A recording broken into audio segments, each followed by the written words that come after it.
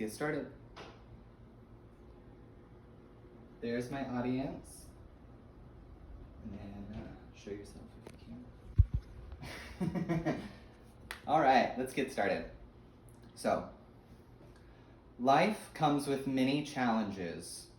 The ones that should not scare us are the ones that we can take on and we can take control of. That is a quote by Angelina Jolie. So, let's start with grocery stores. So back in the day, I remember being able to go to the grocery store as soon as I got off work for even like one or two things just for dinner that night. And then probably even going back the next day doing the same thing. But once the pandemic hit, everything changed. We had to start planning our grocery store trips. We had to start bringing supplies with us. It's dangerous and it's kind of scary, to be honest.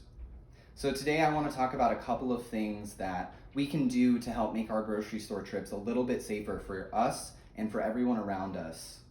The first thing I'm going to talk about is alternatives. If you don't have to go to the grocery store, then don't. There are services that are offered that can prevent that. Next thing I will talk about will be the supplies that you need to bring to the store to be safe and successful. And last, I will talk about some things that you might face once you get there that you don't have control over. Mostly it'll be other people, but we'll talk about that later. So for our first thing will be all alternatives. So our alternatives to going to the grocery store are going to be online methods mostly. The first I'd like to talk about is a service called Instacart.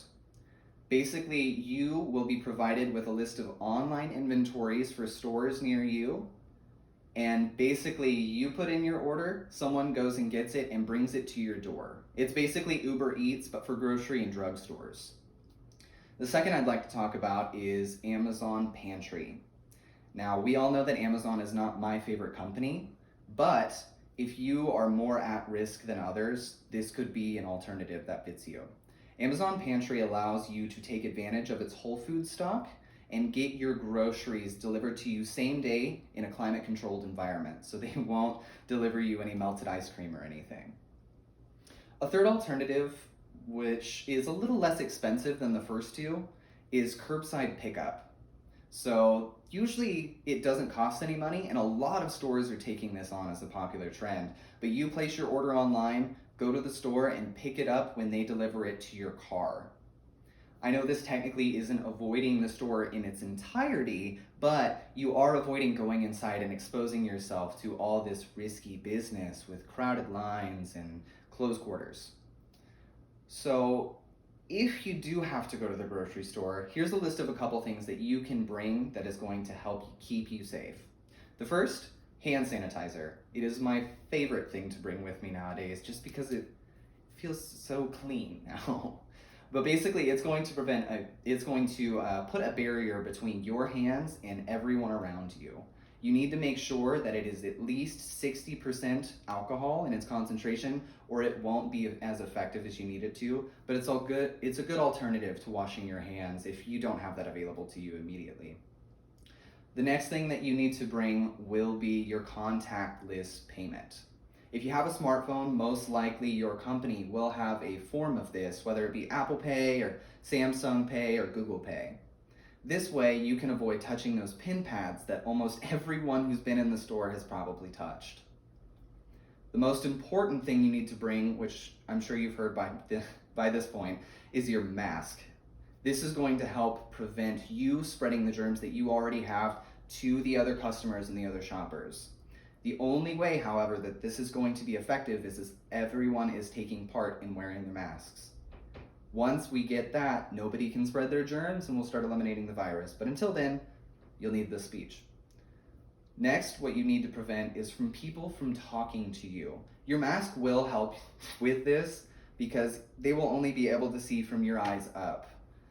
Tyra Banks talks a lot about smiling with your eyes, but in this instance, I would recommend frowning with your eyes.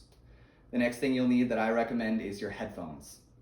People only talk to you when they think that you can hear them. And once you have headphones in, even if they're just plugged into your pocket and not actually a device, they won't talk to you. And you can avoid getting their germs all over you. There are going to be a couple of things, however, that we can't actually prepare for. And these are going to be caused by other people. But here are a few helpful tips and things that you can do in case they happen. So the first is going to be keeping an eye out for traffic. So everybody who goes to the grocery store is going to need a cart for their groceries. And generally at the grocery store, they have a sanitization method for the carts, whether that be wipes or a spray. The problem that people make here is that they will start sanitizing their carts as soon as they touch it.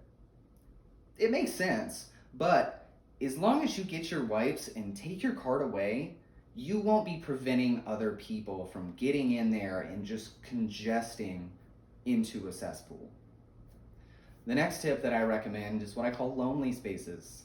These are going to be places that you have the option to be around other people, or you don't have to. It might take a little longer in these cases, but let's talk about it. Whenever you go to the grocery store, there are generally signs posted to your side or arrows on the ground. These indicate the directions that you should travel while in the grocery store. If you're going down the aisle, it is not wide enough for two people to come in opposite directions. When you make it a one-way, it makes it so that you can socially distance in a line from other people. Otherwise, you will not be able to because they aren't wide enough. That's a lonely spot. The next lonely spot I want to talk to you about is when you check out. You can either go to a cashier or you can use self-checkout.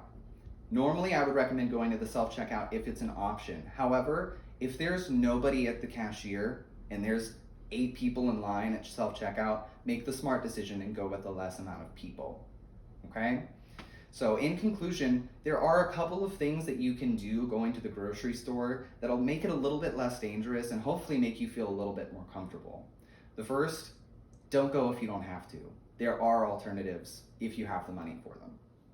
Secondly, bring your supplies with you. You will need them to make this a safe trip, and even in some cases, you'll need them to get into the store.